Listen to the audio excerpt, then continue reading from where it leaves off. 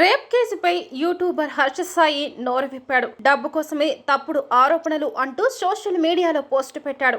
నా గురించి మీకు తెలుసు, త్వరలోని నిజ నిజాలు బయటకు వస్తాయి అని పేర్కొన్నాడు. తనపై వచ్చిన ఆరోపణలకు తన అడ్వకేట్ సమాధానం చెబుతారని వెల్లడించాడు. మరోవైపు పరారీలో ఉన్న హర్ష సాయి కోసం పోలీసు గాలింపులు చేపట్టారు. హర్ష సాయి కుటుంబ సభ్యులు కూడా అజ్ఞాతంలోకి వెళ్లినట్లు తెలిసింది. హర్ష సాయితో పాటు అతని ఫ్యామిలీ మెంబర్స్ ఫోన్లు స్విచ్ ఆఫ్ చేశారు. హర్ష సాయి నుంచి ప్రాణహాని ఉందని బాధితురాలు చెబుతున్నారు. కాగా బాధితురాలి ఫిర్యాదులో కీలక అంశాలు వెలుగు చూశాయి. మెగా సినిమా కాపీ రైట్స్ కోసం హర్ష పట్టుబడుతున్నట్లు ఆమె పేర్కొన్నారు. సినిమాకు బాధితురాలు నిర్మాతగా వ్యవహరించింది.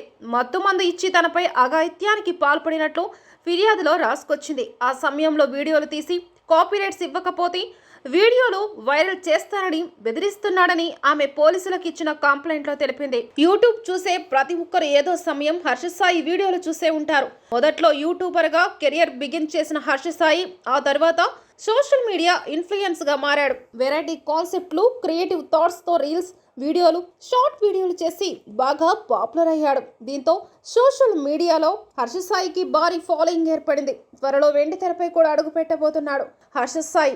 మెగా పేరుతో పాన్ ఇండియా రేంజ్ సినిమాలో లీడ్ రోల్లో హర్ష సాయి నటిస్తున్నాడు. ఇటీవల ఈ సినిమా టీజర్ ను కూడా లాంచ్ చేశారు. తాను సంపాదించిన సొమ్ములో కొంత పేదలకు పంచిపెడుతూ పాపులారిటీ పొందిన హర్ష సాయిపై అనేక విమర్శలు కూడా ఉన్నాయి.